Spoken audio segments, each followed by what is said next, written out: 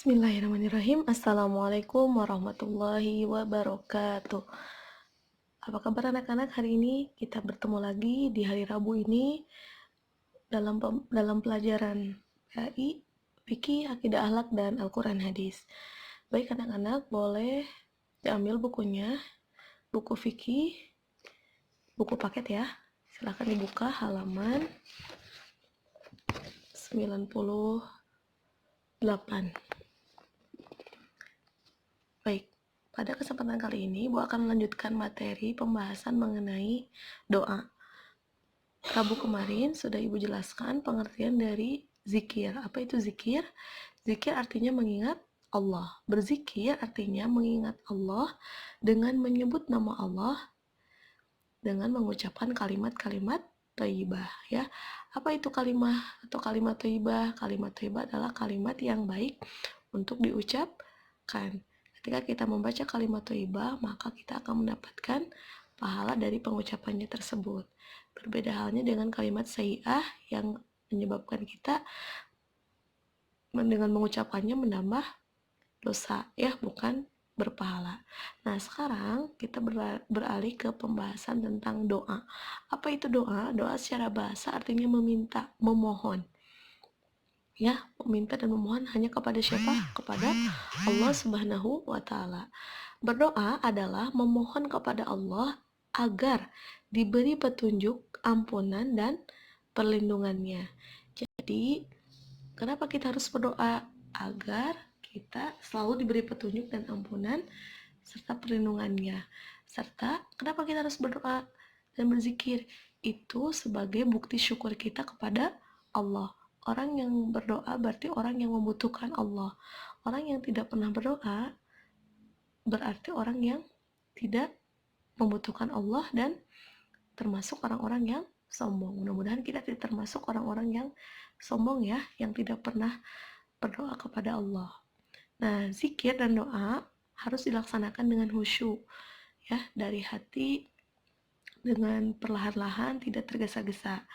Zikir dan doa dapat kita laksanakan setelah sholat ya, yang Ibu sebut kemarin yaitu zikir muakkad atau zikir rikat ya. Kalau zikir ghair muakkad bisa kapanpun kita mengingat Allah, bisa kapanpun kita berdoa kepada Allah ya, bukan hanya setelah sholat saja, tapi setelah sholat itu termasuknya zikir atau doa yang terikat. Nah, sekarang apa saja doa-doa yang dibaca setelah sholat ya? Doa-doa yang dibaca setelah sholat adalah doa keselamatan ya. Sebagaimana yang telah Ibu sampaikan Rabu kemarin, yaitu ini doanya di halaman 87. Kita bacakan, Allahumma antas salam wa minkas salam tabarakta ya zal jalali wal ikram. Atau di sini Allahumma antas salam wa minkas salam wa ilaika ya'udus salam fahayyina rabbina bis salam wa adkhilnal jannata daras salam tabarakta rabbana wa ta'alaita ya zal jalali wal ikram. Atau doa yang biasa kita baca ya, doa keselamatannya, Allahumma antas salam wa minkas salam tabarakta ya zal jalali wal ikram. Silahkan dipilih mau yang seperti biasa kita baca setelah sholat ya, yang ada dalam pembiasaan, atau doa yang ini tidak apa-apa, ini versi lengkapnya ya, yang artinya ya Allah, engkaulah keselamatan, dan dari engkaulah keselamatan, dan kepada engkaulah kembalinya keselamatan, maka hidupkanlah kami dengan keselamatan dan masukkanlah kami ke dalam surga tempat keselamatan, maka berkah engkau ya Allah yang mempunyai sifat keagungan dan kemuliaan. Nah, ini doa yang pertama kita baca setelah sholat, yaitu doa keselamatan. Doa yang kedua yang harus kita baca adalah doa untuk orang tua. Silahkan dibuka halaman 94. Kita baca bersama-sama, Rabbi ghfirli wali walidayya warhamhuma kama rabbayani shaghira. Artinya, ya Tuhanku, ampunilah dosaku dan dosa kedua orang tuaku, serta sayangilah mereka berdua sebagaimana mereka memelihara aku sejak kecil. Selanjutnya, doa yang ketiga adalah doa kebaikan dunia akhirat. Kita baca bersama-sama. Rabbana atina fid dunya hasanah wa fil akhirati hasanah wa qina azabannar. Artinya, ya Tuhan kami, berikanlah kami kebahagiaan di dunia dan kesejahteraan di akhirat, dan hindarkanlah kami dari siksa api neraka. Selanjutnya, doa yang keempat adalah doa menjadi anak pandai atau anak yang berilmu ya. Doanya Rabbi zidni ilman warzuqni fahman. Ya, yang artinya ya Tuhanku karuniakanlah kepadaku ilmu dan kecerdasan. Itu doa menjadi anak pandai. Doa yang kelima adalah doa agar tidak memiliki sifat yang buruk. Kita baca bersama-sama. Rabbana la tuzigh qulubana ba'da idh hadaitana wa hab lana min ladunka rahmah innaka antal wahhab. Artinya, ya Tuhan kami, janganlah Engkau condongkan hati kami kepada kesesatan. Sesudah Engkau beri petunjuk kepada kami, berilah kami karunia di sisimu, sesungguhnya Engkaulah yang maha pemberi. Nah, itulah 6 doa yang harus kita biasakan dibaca setelah sholat fardu. Yang pertama doa keselamatan, yang kedua doa untuk orang tua, yang ketiga doa kebaikan dunia akhirat, yang keempat doa meminta kepandaian, dan yang kelima doa agar terhindar dari memiliki sifat yang buruk. Jadi ada 5 doa yang harus kita biasakan baca setelah sholat. Nah, sekarang pembahasan selanjutnya adalah waktu-waktu diijabahnya doa. Apa itu ijabah? Ijabah itu dikabulkannya doa, atau namanya mustajab ya. Mustajab atau ijabah itu artinya dikabulkannya doa. Jadi ketika kita berdoa, kita harus tahu waktu yang tepat dalam berdoa agar doa kita langsung diijabah oleh Allah. Sebelumnya, kita harus yakin bahwa Allah mengabulkan semua doa-doa kita. Namun dengan 3 cara. Yang pertama, cara Allah mengabulkan doa, ada yang langsung dikabulkan, besoknya atau beberapa hari kemudian terjadi doa kita dikabulkan. Yang kedua, doa kita diganti ya di waktu yang tepat. Jadi Allah memberikan atau mengabulkan doa tersebut nanti diganti di waktu yang tepat gitu ya. Misalnya kita meminta di kelas 2 misalnya meminta motor ya, sama Allah nggak akan dikasih ulu ya. Bukan berarti Allah tidak mengabulkan doa kalian ya, tapi mungkin nanti Allah akan memberikan di waktu yang tepat ketika kalian sudah cukup untuk mengendarai motor tersebut ya. Yang ketiga, doa tersebut, cara Allah mengabulkan doa tersebut adalah dengan menunda, tadi mengganti ya,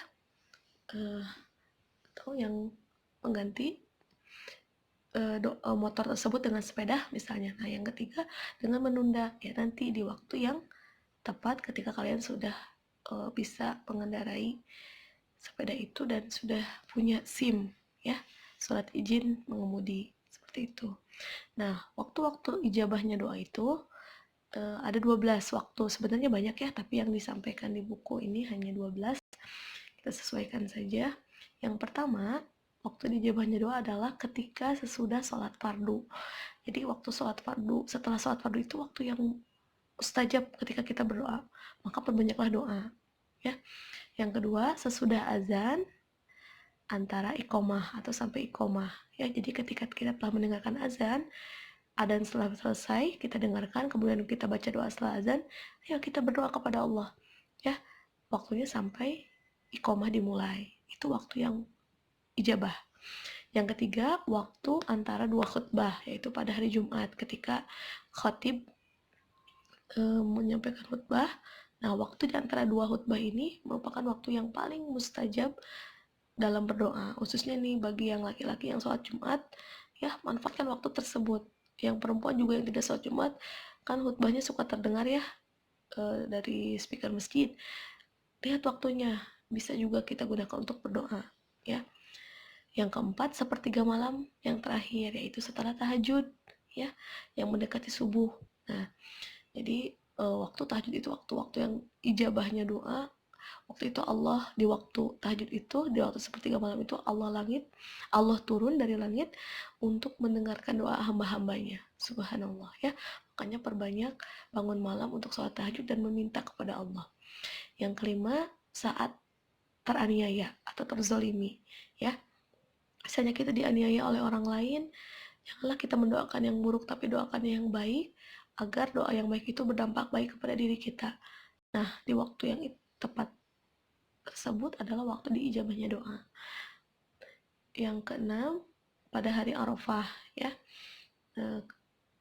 Hari Arafah itu tanggal 10 Zulhijjah, ya. 9 Zulhijjah. Maaf.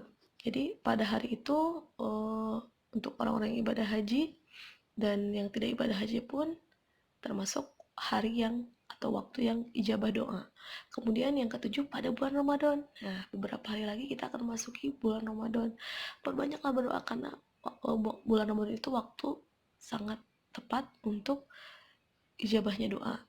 Yang kedelapan, di hari Jumat, ya, untuk hari tadi, ya, hari Arafah, bulan Ramadan, dan hari Jumat. Perbanyak doa di hari Jumat, bukan berarti di hari lain tidak berdoa, tapi di hari Jumat lebih banyak lagi perbanyak berdoa. Yang kesembilan, ketika sedang sujud. Nah, kalian ketika sujud makanya jangan terlalu cepat.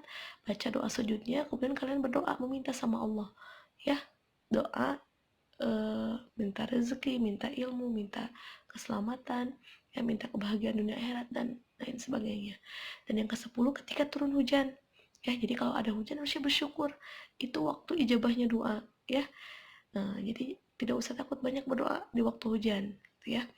Yang ke-11, ketika sedang berpuasa atau sedang saum, ya, baik itu saum sunnah maupun saum wajib, diijabah, ya, orang yang berdoa ketika saum. Dan yang terakhir, yang ke-12, ketika buka saum atau berbuka puasa. Sebelum kalian minum dan makan untuk berbuka puasa, berdoalah terlebih dahulu, ya, karena itu waktu mustajab dalam berdoa. Nah, itu yang waktu-waktu yang harus kita perhatikan ketika dalam berdoa agar mudah dikabulkan doanya oleh Allah Subhanahu wa Ta'ala.